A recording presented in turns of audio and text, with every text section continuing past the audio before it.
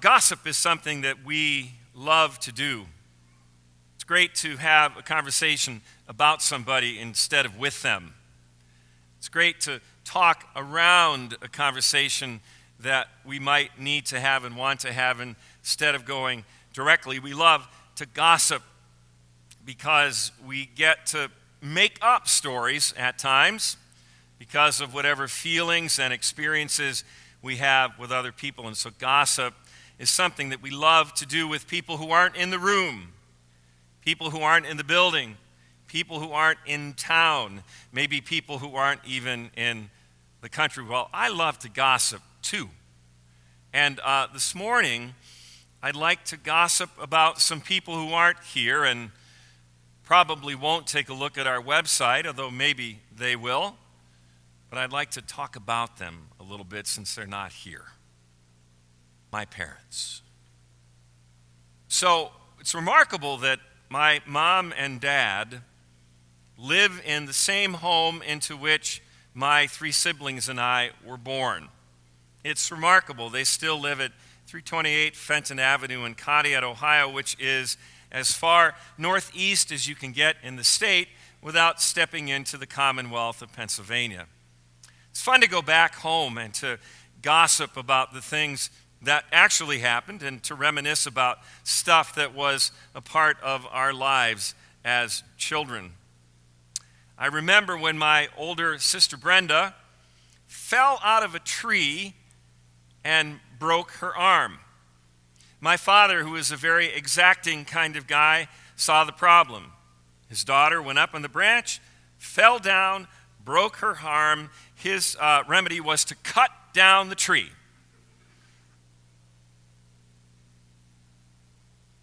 Going to work the problem. Sister, beloved daughter, first child, out of the tree, broken arm, the tree goes down. I was a kindergartner. Next day, pictures. A bunch of my friends, including my neighbor, Ronnie Cole, had gotten their hair cut for the kindergarten picture, and I wanted to get my hair cut too. And my parents said no. So I snuck into the bathroom downstairs, got the clippers, went into the kitchen where they were in the family room watching, and I gave myself a haircut. The next day it was like this for kindergarten. And it's a memorable picture. I was the tallest kid in the class by about 6 inches right there in the center with my red and black striped shirt and my new haircut. So there it was. My friend Ronnie and I decided one day that we wanted to spy on my family. And so we said we were going to drill through the drywall, through the cinder block, to create a place where we could spy on my family. Two things happened. First of all, we didn't realize that we were below the floor. Wasn't helpful. And one day my dad came home and he saw this hole, which we had also tried to light with matches to see if it would help us along. And he looked at it and asked us what it was, and we told him, and all he could do was shake his head and say, guys, you probably ought to stop. So that was an experience, a real experience. That was a part of my childhood. I took First Communion when I was confirmed. Love to talk about Paul Rittenhouse because Paul's not here. Paul was my buddy, and Paul was a little bit strange, and we were great friends, and we went up and knelt for our First Communion, and we took the bread, which was a wafer, and we took this little shot glass of wine, and I drank mine, and Paul got his, and he drank it and said, "That's awful." Fun to talk about Paul. Good friend, not here. It's fun to gossip. Lots of other stories that I could share and that you could share about people who aren't in the room. Some of them fun, some of them mean-spirited, but all of them ways to talk around people, to talk about them. The word God-sib goes back to Old English, God-sib. Sib, of course, meaning sibling or relative. Godparents were thought of and still are as God-sibs, relatives of God, siblings of God, if you will. And Stanley Hauerwas, who for years taught at Duke and who is kind of cranky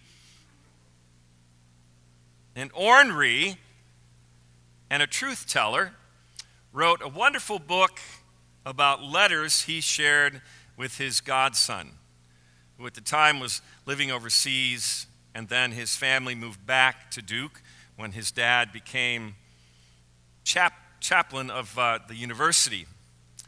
And so Stanley wrote these letters to his godson, and he covered 16 different areas of what it meant for him to reach out to his godson and teach him what it meant to live as a disciple of Jesus. It's a wonderful little book, 16 letters. We're going to look at 4 of those letters during these Sundays in November and look at some of the wisdom that Stanley Hauerwas shared with his godson as his godfather, his god Sib, as a way of saying, this is what it means to follow Jesus. He wrote a letter about friendship and the importance of what it means to be in friendships with people. We'll look at that one today. He wrote a letter about character. He encouraged his godson to be a person of character as a follower of Jesus. One of his letters had to do with justice. And so on the 18th, we'll look at what it means to be a follower of Jesus, to live in the spirit of the prophets, to be a people of justice, to be a people who speak justice and who act justice as followers of Jesus. And then finally, kindness. He writes this beautiful letter, as all of them are, to his godson and reminds him how important it is to express kindness as a follower of Jesus. So friendship, character, justice, and kindness. There was a sitcom that was on, it was called Network Television. Anybody remember that? Anybody old enough like me to remember that? When there were only these networks.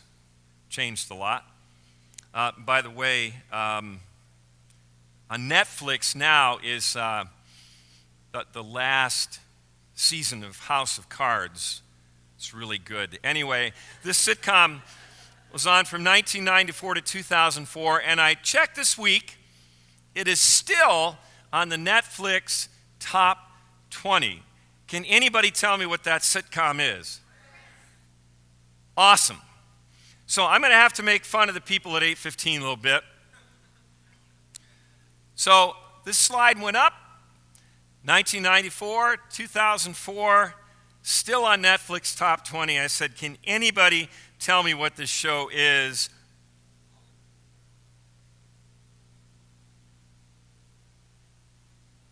That was interesting. At 8:15, there was no answer. Crickets. Radio silence. 9:30 people were on it, and you are as well, Friends. So I'm not sure what it is that Friends is still on the Netflix top 20, except for the fact that it's a great show. It's a show about friends. It's a show about these 6 people who are trying to figure out jobs and relationships. And if you've seen it, you know how delightful it is. And if you haven't, take a look. It's on Netflix, not on that thing called network television anymore. But Friends continues to have an appeal for people. Stanley told his godson this. He was gossiping about friendship. In one of his letters, he wrote, Americans are very friendly, but we are not good at being friends. Friendship, at least friendship that is a virtue, turns out to be very demanding. Most friendships are friendships of use or pleasure. These relationships come to an end when friends no longer have need of one another or they no longer enjoy the same pleasures. I don't know if you're aware of this, but there is a loneliness epidemic in the United States of America. There are lots and lots of studies done by reputable, very smart, good organizations who are paying attention to the sociology of our country. And they have said to us that we are in the midst of a loneliness epidemic. The studies show that younger adults are the loneliest of all.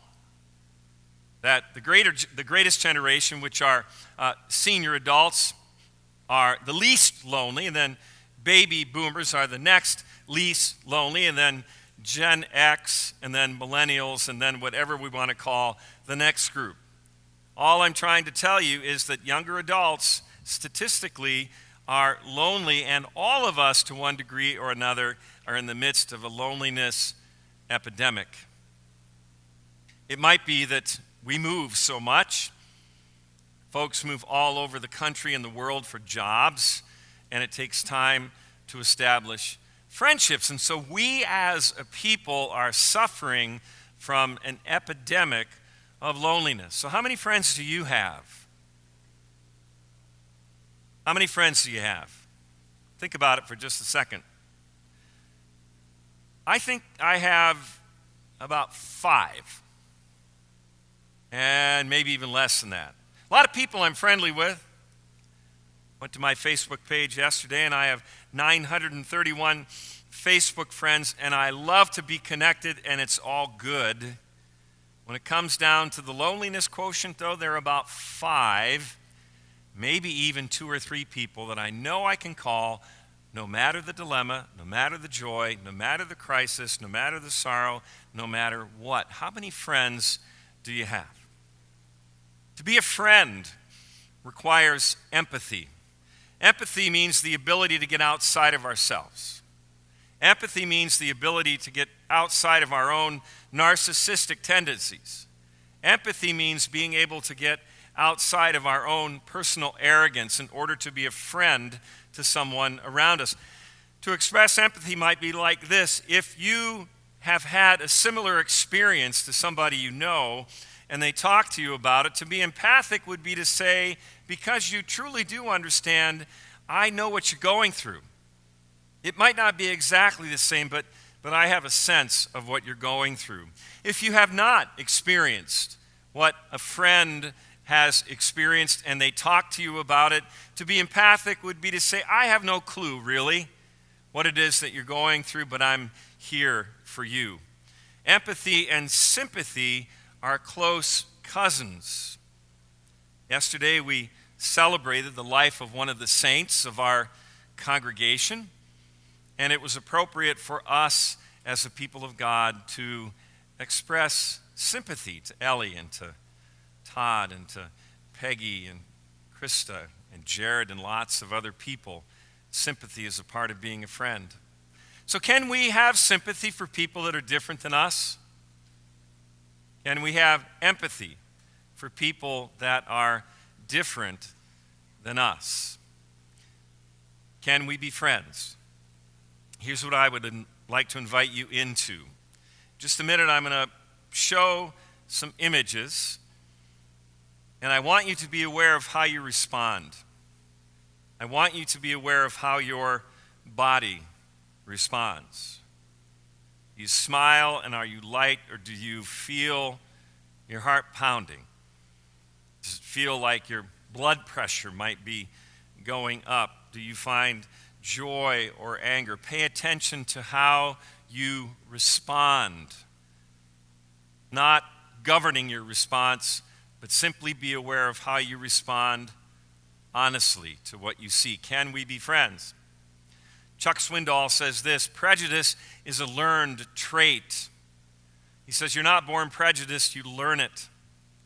I'm certain that that is the case in my own life.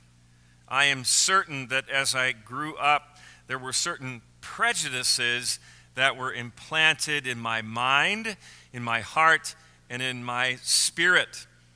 Whether I knew about it or not, somebody, somewhere implanted those prejudices, and we all have them. So I want you to be attentive to how you respond. Can we be friends with these people?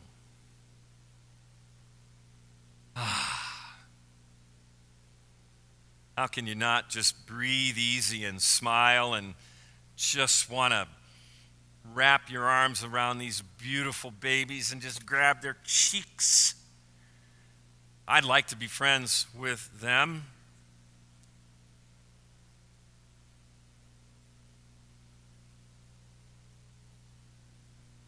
Jim Harbaugh. How'd you respond to that? How many of you have ever talked to Jim Harbaugh?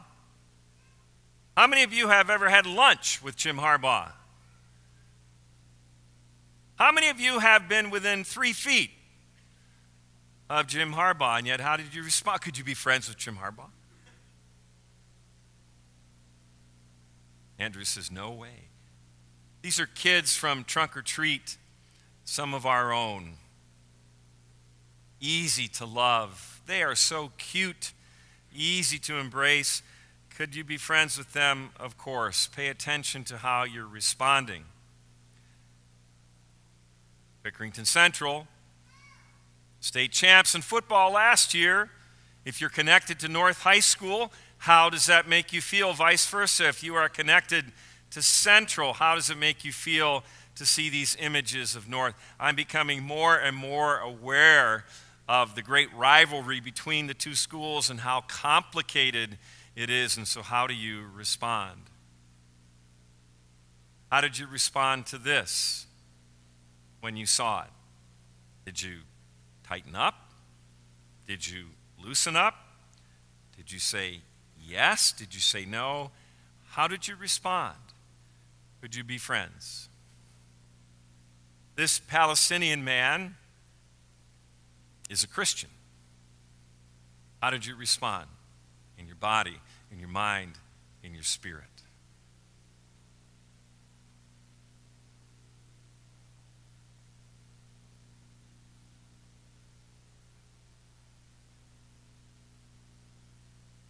Somebody who had a prejudice embedded in him that was so deep, that was so hateful, visited disaster upon 11 people who were killed and their families, upon 6 people who were injured because of their ethnicity and because of their practice of faith in a way that made sense to them on a Saturday morning at a naming service in Pittsburgh, Pennsylvania. As you get to know me, you will realize that I very rarely use the word evil. I think evil is one of those words that we have to be very careful about speaking because it can be misconstrued.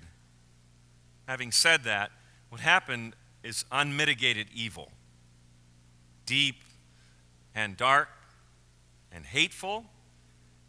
And I don't think that this guy was born that way. Perhaps mental illness is a part of it, but perhaps what he learned and was taught, those deeply held prejudices led him to do this horrible thing. Hate crimes are abounding in our nation, not just in a synagogue in Pittsburgh, but in schools and movie theaters and around the country. We know that hate crimes are abounding in this country in which we live, and they have to do with deeply held prejudices against people who aren't even known, but because they happen to be living in a particular way, hate is visited upon them by people who are filled with that kind of hatred. Paul reminds us, let love be genuine. He tells us to hate what is evil, to hold fast to what is good, to love one another with mutual affection, to outdo one another in showing honor. And Jesus says, this is my commandment, that you love one another as I have loved you. You are my friends if you do what I command you.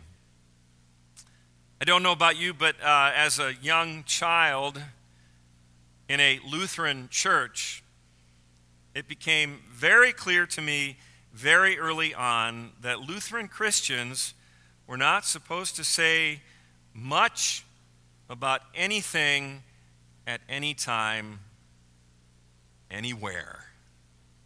We were supposed to gather for worship and pray and sing and be together, but we weren't really supposed to say much about anything, and that is a deeply held prejudice that I have been working my entire lifetime to overcome. Lutheran Christians are sometimes called quietistic, which is just what it means. We are quiet, afraid to be heard, afraid to say something that might be offensive, afraid to speak out against hatred and evil. And yet Paul tells us to hold on to what is good, to let love be genuine, and to speak against and to pray against hatred and evil. So can we be friends with people who are dramatically different than us? Can we find a way through all of our prejudices, all of the preconceptions that we have? Can we find a way to friendship as a value, as a mark of what it means to be followers of Jesus? You know the story, many of you. Jesus hung out with people on the margin. Jesus hung out with people that others would never have called friends. Jesus had meals with people that others would never have sat at table with. And it got him in trouble to the point that he was taken to a cross, that he was essentially splayed because of his great love for the human family and for all of creation. This is my commandment, that you love one another as I have loved you. Love means risking. Love means speaking. Even when somebody told you as a young boy that you should never say much about anything. Love means befriending folks who are way different than we are. Hauerwas refers to this as a virtue. Kind of an old word. I would simply say friendship is a mark of discipleship. Friendship is a sign of discipleship. So this week, try to practice some empathy. I know what you're feeling. I don't know what you're feeling, but I'm with you. Practice some sympathy. Get outside of yourself, out of your ego, out of your narcissistic tendencies, out of your arrogance. Feel empathy for somebody else and love them like Jesus loves us. Amen.